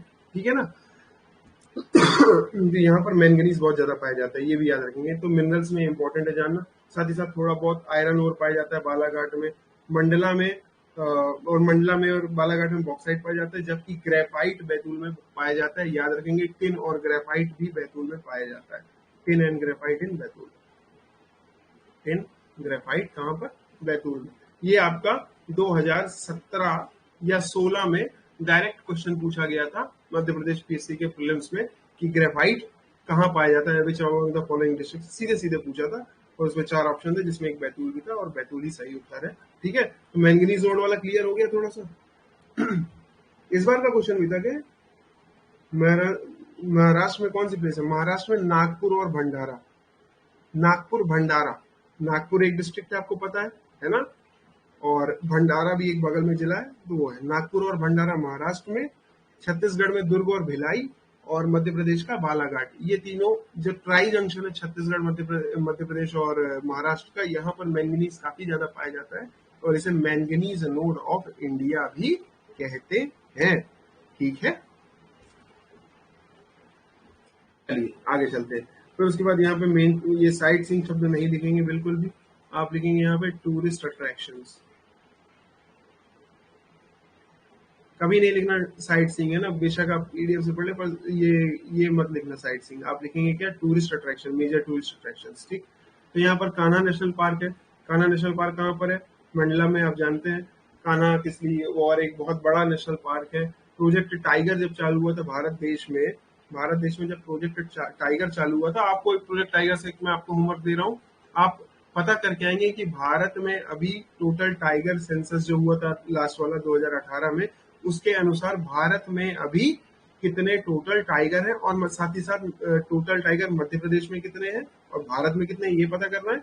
और जो तेंदुआ सेंसस भी हुआ है कभी, है ना, उसके बारे में भी आप जानकारी लेके आए हैं कि भारत में सबसे ज्यादा कहाँ पर होता है, तेंदुआ कहाँ पे पाए जाते हैं, और भारत में टोटल संख्या कितनी है।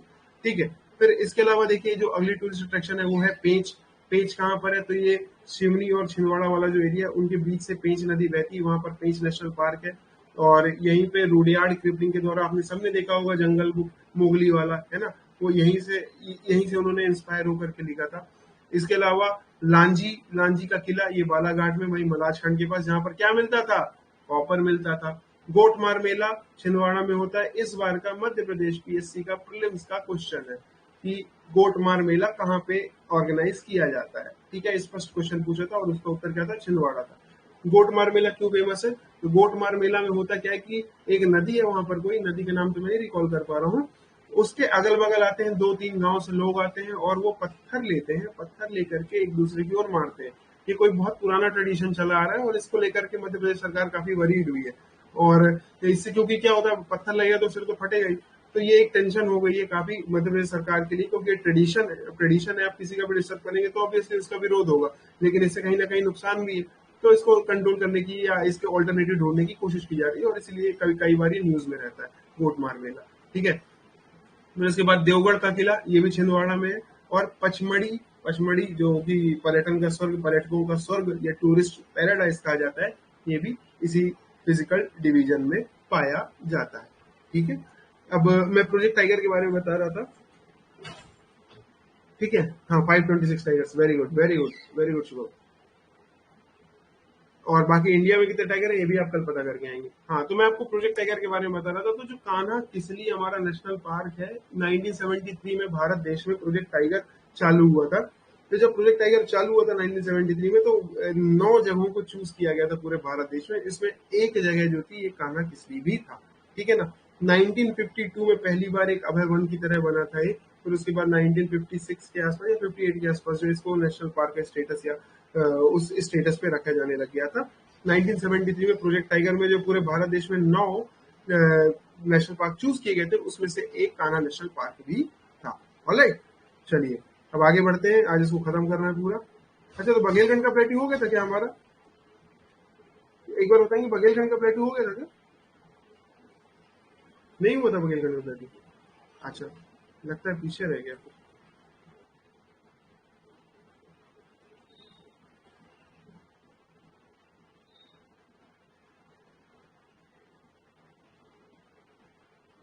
बघेलखंड का प्लेट्यू होगा, ठीक है चलिए बघेलखंड का प्लेट्यू देख लेते हैं। तो बघेलखंड का प्लेट्यू जो है ये मध्य प्रदेश के ईस्टर्न पार्ट में है। जो मध्य प्रदेश का ईस्टर्न पार्ट है मेनली क्या है, ये सिंगरौली हो गया, सीधी का कुछ पोर्शन, एक मिनट पेन में चेंज कर दो थोड़ा, पहले इसमें दिख नहीं रहा। हाँ, सिंगरौली वाला, ये सिंगरौली हो गया, यहाँ पर सीधी का कुछ पोर्शन हो गया, शहडोल, उमरिया, शहडोल, ये उमरिया हो गया, यहाँ शहडोल, अनूपपुर, डिंडोरी, मंडला, ये वाला जो पोर्शन है पूरा, ये क्या कहलाता है हमारा बघेलखंड का प्लेट्यू। बघेलखंड के प्लेट्यू के इधर क्या हो जाएगा, बघेलखंड के प्लेट्यू के इधर मतलब वेस्ट में क्या हो जाएगा, तो रीवा पन्ना का पठार और नर्मदा सोन की घाटी आ जाएगी। दक्षिण में क्या आ जाएगा, तो साउथ में इसके क्या आ जाएगा, सतपुड़ा माइकल की रेंजेस आ जाएंगी। ठीक है ना, तो ये जो पोर्शन है हमारा, ये कहलाता है हमारा बघेलखंड का प्लेट्यू। बघेलखंड का प्लेट्यू आप देख सकते हैं मैप से। जब आगे मैपिंग वगैरह एक बार और बताई जाएगी तो आपको और अच्छे से समझ में आ जाएगा। हालांकि आपको बस देख के इससे क्लियर हो जाएगा जो 7 फिजिकल डिवीजन है। यदि आपने इसको मैप को 3-4 बार भी ध्यान से देख लिया ना, तो एक ब्रॉड आइडिया चल जाएगा, और वहां पे आपको इतना ही लिखना है, 2 लाइन में कंप्लीट करने की कोशिश करनी है। लेटीट्यूड लॉन्गिट्यूड याद कर पाए तो वेरी गुड, नहीं कर पाए तो कोई बात नहीं। अब ये मध्य प्रदेश के ईस्ट में है। ठीक है ना, इसके नॉर्थ में क्या है, इसके नॉर्थ में उत्तर प्रदेश है, सिंगरौली के ठीक ऊपर, सीधी के ठीक ऊपर उत्तर प्रदेश वाला एरिया लग जाता है, सोनभद्र नाम की जगह। ठीक है, फिर उसके बाद झारखंड जो है इसके ईस्ट में कह सकते हैं है भी नहीं भी है, क्योंकि ये एक जगह तो एक्सटेंड होता नहीं कि बस एमपी में लिमिटेड है। तो एमपी की जो बाउंड्री आ गई, जैसे एमपी है, मान लीजिए ऐसा एमपी है, ऐसा है ना एमपी कुछ ऐसा ही है ना। तो ये वाला जो पोर्शन है यहाँ पर है बघेलखंड का। तो अब ये जो है थोड़ा एक्सटेंड भी होता है ऊपर, ऐसा नहीं कि बिल्कुल यहीं पे जो मध्य प्रदेश की पॉलिटिकल बाउंड्री बिल्कुल वहीं पे खत्म हो गया, थोड़ा सा इधर भी एक्सटेंड होता है। तो कह सकते हैं कि इसके इधर साइड जो है थोड़ा सा झारखंड और छत्तीसगढ़ वाला पोर्शन भी लग जाता है ना। और फिर उसके बाद इसके साउथ में जो मंडला, जबलपुर, कटनी, इस तरह की जो डिस्ट्रिक्ट है ये सारे इंक्लूड है। हमने पता कर लिया था अभी, एक बार फिर से मैं आपको बता देता हूँ यहाँ पे कौन कौन से डिस्ट्रिक्ट थे। सिंगरौली, सीधी, उमरिया, शहडोल, अनूपपुर, डिंडोरी और मंडला। ठीक है ना, ये जो डिस्ट्रिक्ट है, मेजर डिस्ट्रिक्ट है हमारे किसके, बघेलखंड के, पठार के। ईस्टर्न पार्ट में है मध्य प्रदेश के ये। ठीक है, और इसके अलावा देखिए इसके नॉर्थ में उत्तर प्रदेश है, और इसके ईस्टर्न पोर्शन में क्या हो जाएगा, इसके ईस्ट में क्या हो जाएगा, ये कौन सा, ये क्या है, ये तो छत्तीसगढ़ है ना। तो इसके सीजी इसके ईस्ट में, इसके डिस्ट्रिक्ट वगैरह आपने देख ली, लोकेशन क्लियर है। लेटीट्यूड लॉन्गिट्यूड याद कर पाओ तो वेल एंड गुड, नहीं कर पाए कोई बात नहीं। ठीक है, इसको बहुत ज्यादा उसमें नहीं करना। इसका जो टोटल एरिया है वो लगभग कितना है, वो 7% of the total area of the Madhya Pradesh है। सबसे ज्यादा किसका था, जल्दी बताएंगे, जल्दी बताएंगे सबसे ज्यादा किसका था।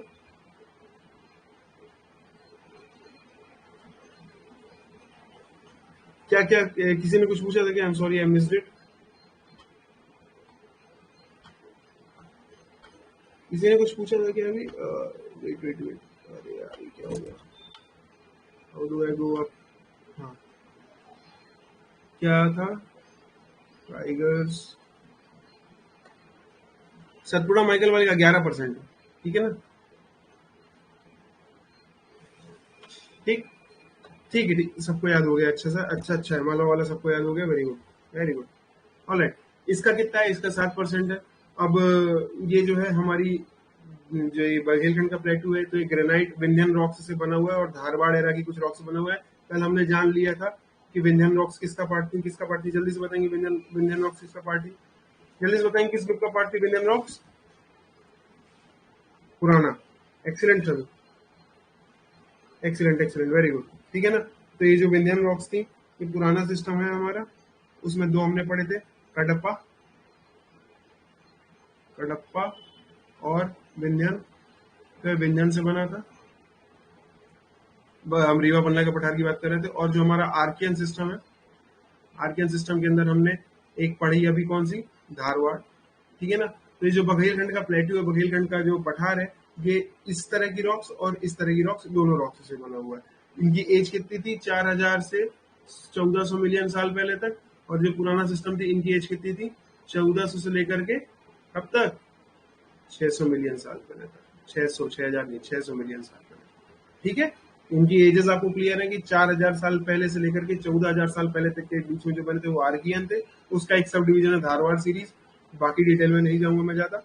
बाकी पुराना सिस्टम जो है वो 1400 से 600 मिलियन साल पहले, और उसका एक सब सिस्टम है व्यंजन। तो इनसे बना हुआ है कौन सा, हमारा बघेलखंड का पठार, ठीक है ना। जब आप ज्योग्राफी पढ़ेंगे तो आपको और क्लियर हो जाएगा कि इससे फायदा क्या होता है। इससे एक्चुअली फायदा ये होता है कि हम मिनरल्स का अंदाजा लगा लेते हैं कि यहाँ पे कौन कौन से मिनरल्स मिल रहे होंगे, क्योंकि हर जगह के हर एक मिनरल को याद करना कई बार पॉसिबल नहीं हो पाता है। बट इस तरह से जब आप याद करते हैं रॉक्स को लेकर के, जियोलॉजी को लेकर के, आपका मेंस का भी पोर्शन है जियोलॉजी अलग से दिया गया है, उसमें आप और डिटेल में सब पढ़ेंगे।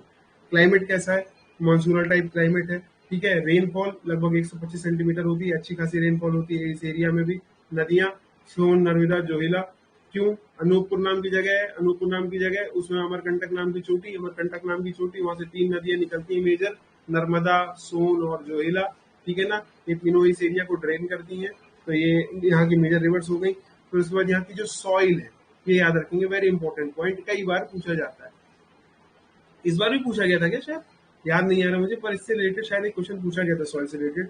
यहाँ पर किस प्रकार की मिट्टी मिलती है, तो यहाँ पर लाल पीली मिट्टी मिलती है। पूछा गया था क्या इस बार एक क्वेश्चन इससे, याद नहीं आ रहा, मेरे को ऐसा लग रहा है कि शायद पूछा गया था, मे बी नॉट, बट यहाँ पर जो मिट्टी मिलती है, हाँ पूछा गया था ना।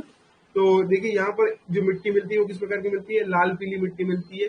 और यहाँ का जो रेड येलो मिक्स सॉइल मिलती है। और जो इसका मेन क्रॉप है, जो यहाँ पर मेन क्रॉप होता है, वो यहाँ पर चावल होता है। उसके अलावा ऑयल सीड्स वगैरह हो जाते हैं, ज्वार हो जाता है थोड़ा बहुत, लेकिन जो मेन क्रॉप है वो याद रखेंगे, वो क्या है हमारा, क्या है, चावल है। किस प्रकार के फॉरेस्ट मिलते हैं यहाँ पर, ट्रॉपिकल ड्राई डेसिडुअस फॉरेस्ट मिलते हैं।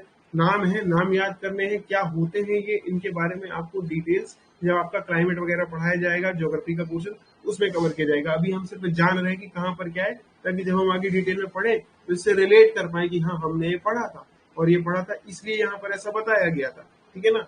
और इसके अलावा देखिए यहाँ पर काफी घना जंगल है। आपको अब जान के हैरानी होगी कि जो डिंडोरी है, डिंडोरी नाम का जो एरिया है, यहाँ पर जो अर्बनाइजेशन परसेंटेज है वो सिर्फ 6% के पास है। मतलब टोटल जो जनसंख्या है उसमें सिर्फ 6% लोग, डिंडोरी डिस्ट्रिक्ट की बात कर रहा हूँ मैं, डिंडोरी डिस्ट्रिक्ट के सिर्फ 6% लोग जो है वो शहरों में रहते हैं। बाकी 94% of the people still reside in the villages. This is the data as per the census of 2011। 2011 की जनगणना के हिसाब से डिंडोरी में सबसे कम अर्बनाइजेशन या शहरीकरण है, जिसकी वैल्यू सिर्फ 6% है। बल्कि यहाँ पर जो ग्रामीण जनसंख्या है वो कितनी है, वो है 94%, ठीक है ना। तो इससे हम बिल्कुल क्लियरली अंदाजा लगा सकते हैं कि यहाँ पर काफी ज्यादा क्या होगा, फॉरेस्टेड एरिया होगा, ठीक है। और इसीलिए ये जो एरिया है इसमें क्या है, फॉरेस्ट वेल्थ, जैसे कि हमारे जो औषधियां वगैरह होती हैं, टीक वगैरह हो गया, बीड़ी पत्ता हो गया, मतलब तेंदुपत्ता जो हो गया, ये सब जो होता है वो काफी ज्यादा मात्रा में पाया जाता है ना। तो ये यहाँ पर मेनली हो गया, क्या हो गया, तो ये देखिए ये हमारा मेन आपका मेजर जो प्लेट्यूज थे, फिजिकल डिवीजन थे, सात के सातों, इसके बारे में हमने सबने कवर कर लिया है।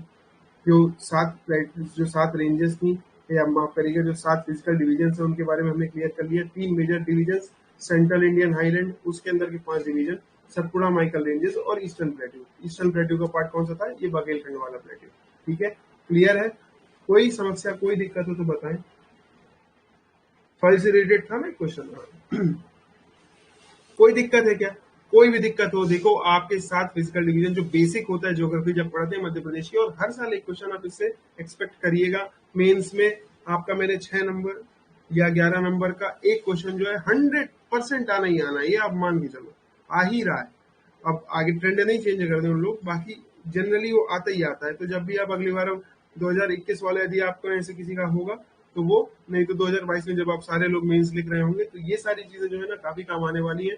और मैं आपको फिर से बता रहा हूँ कि जब आप पढ़ते हैं ना तो आप ऐसे लेट के बैठ के कहीं पे भी ऐसे नहीं पढ़ें, उसको सिंसियरली एज अ क्लास पढ़ेंगे, नोट्स बनाएंगे ना, तो कई बार एडिशनल इन्फॉर्मेशन जो दी जाती है, तब जब मैं आपको पीडीएफ दूंगा फाइनल इसकी, ये आपको पहुंचाई जाएगी। क्या अलग से एनसीईआरटी भी पढ़ाई जाएगी? नहीं, अलग से एनसीईआरटी तो नहीं पढ़ाई जाएंगी आपको, बट आपको साथ ही साथ जो रेलेवेंट चीजें जो जानकारी है वो आपको दे दी जाएगी। एनसीईआरटी यदि आपको पढ़ना है तो आप खुद से पढ़ सकते हैं, और साथ में यदि उसमें कोई डाउट आता है, आपने कुछ पढ़ा है उसमें नहीं समझ में आ रहा है, तो please free feel to ask. और ये चैट सपोर्ट सिस्टम है ये हमारे यहाँ पे आप उसमें कभी भी जा करके बता सकते हैं, क्वेरी मार सकते हैं। और उसके अलावा जो भी होगा एक डाउट क्लियरिंग सेशन यदि हो पाएगा मैं बात करूंगा, अरेंज करवा करके वो भी कर दिया जाएगा, ठीक है ना। मैप पे फिर से लोकेशन बता दें सबकी, किसकी किसकी, मतलब आप जो सात फिजिकल डिवीजन पूछ रहे हैं उनकी बात कर रहे हैं क्या शमी जी? ओके, हालांकि क्लियर, एक मिनट में आपको दिखाई देता हूँ, है ना।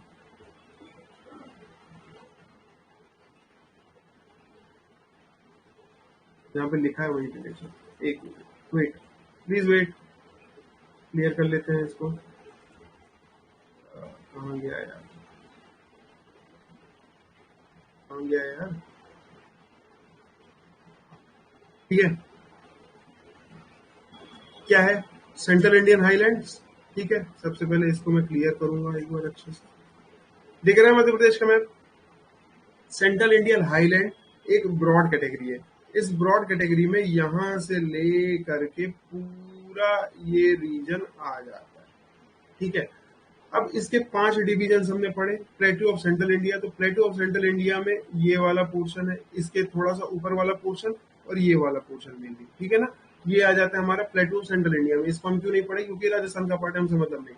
मध्य प्रदेश का ये वाला रीजन और ये वाला रीजन, ठीक है ना, ये प्लेट्यू ऑफ सेंट्रल इंडिया में जाता है। थोड़ा सा कलर चेंज करते हैं। फिर बुंदेलखंड का प्लेट्यू, तो बुंदेलखंड का प्लेट्यू जो है ये वाला पोर्शन है, ये वाला पोर्शन, ठीक है। ये बुंदेलखंड का प्लेट्यू हो गया। फिर उसके बाद हमारा मालवा प्लेट्यू, तो मालवा प्लेट्यू का पोर्शन कौन सा हो गया? ये वाला पोर्शन हो गया, पूरा मालवा प्लेट्यू का पोर्शन हो गया। मैं रंग चेंज कर देता हूँ फिर से एक बार, थोड़ा सा ये वाला कर देता हूँ, ठीक है। ये वाला पोर्शन जो हो गया, ये वाला पोर्शन, ये वाला, ये किसका पार्ट हो गया? ये मालवा प्लेट्यू का पार्ट हो गया, ठीक है। फिर उसके बाद रीवा पन्ना का प्लेट्यू, तो रीवा पन्ना का प्लेट्यू ये वाला पोर्शन हो गया, ये वाला पोर्शन हो गया, बल्कि थोड़ा छोटा ही है, मैंने ज्यादा एक्सटेंड कर दिया यहाँ पर, ठीक। रीवा पन्ना का प्लेट्यू ये वाला पोर्शन हो गया। फिर उसके बाद क्या है? नर्मदा सोन की, नर्मदा सोन की घाटी, प्लेट्यू लिखा हुआ है, वैली लिखा होना चाहिए यहाँ पर, वैली, ठीक। तो ये जो नर्मदा सोन की वैली है वो यहाँ से, एक मिनट कलर चेंज कर दें फिर जरा सा, ये लीजिए। नर्मदा सोन की घाटी कहाँ चालू होती है? यहाँ से चालू होगी, लगभग ऐसी जाएगी एंड तक, ये ऐसा, ये वाला पूरा पोर्शन, ठीक। नर्मदा सोन की घाटी ये वाला। फिर उसके बाद सतपुड़ा माइकल रेंजेस, तो नर्मदा और तापी नदी के बीच में। तो ये, एक मिनट फिर से कलर चेंज हो जाए, नहीं तो एक जैसे में फिर मिल जाएगा। ये हो गया, ये हो गया सतपुड़ा माइकल रेंजेस वाला पोर्शन, ऐसा ऐसा। और ये जो बचा वाला पोर्शन है वो ईस्टर्न प्लेट्यू, ये वाला, एक मिनट कलर चेंज, ये वाला पोर्शन जो है, ये वाला, ये क्या हो गया हमारा? बघेलखंड का प्लेट्यू, ठीक है, ठीक है। ऑल राइट, कोई डाउट, कुछ भी डाउट हो और बता दीजिए मेरे को इससे, कुछ भी डाउट हो, कुछ भी समस्या हो बता दें। और देखिए ये जो है हमारे यहाँ पर एंड में कुछ कोर्सेज हैं हमारे, तो आप लोग जो है इसमें जो ले चुके हैं कोर्सेज, वेल एंड गुड। नहीं लिया है तो आप लोग चाहें तो इसमें से कुछ कर सकते हैं, अपने फ्रेंड्स को सजेस्ट करें। आपको कुछ लग रहा है कि ऐसा शेयर करना चाहिए, बताना चाहिए, तो प्लीज आप बताएं। कोई भी डाउट हो तो बताइए। आज से physical division of Madhya Pradesh complete हो गया। सारे डाउट वगैरह आपको जो भी पूछना हो एक्सरसाइज आप प्लीज पूछ सकते हैं। और इसके अलावा फिर हम कल चालू करेंगे एग्रोक्लाइमेटिक जोन्स और मध्य प्रदेश की नदियां चालू करने वाले हैं, ठीक है ना। तो जो मेजर रिवर्स है मध्य प्रदेश की उनके बारे में जाने, कहाँ से ओरिजिन होती है, क्या ट्रिब्यूटरीज है, कहाँ से बहती है, क्या इनका ये है। और ये जो फिजिकल डिवीजन है इनका मैं रेफरेंस लिया करूंगा। तो यदि आपको क्लियर नहीं है तो आप एक बार फिर से लेक्चर देखेंगे, और कोई डाउट है तो आप बिल्कुल निसोच होकर निश्चित होकर पूछें। नहीं है कोई दिक्कत?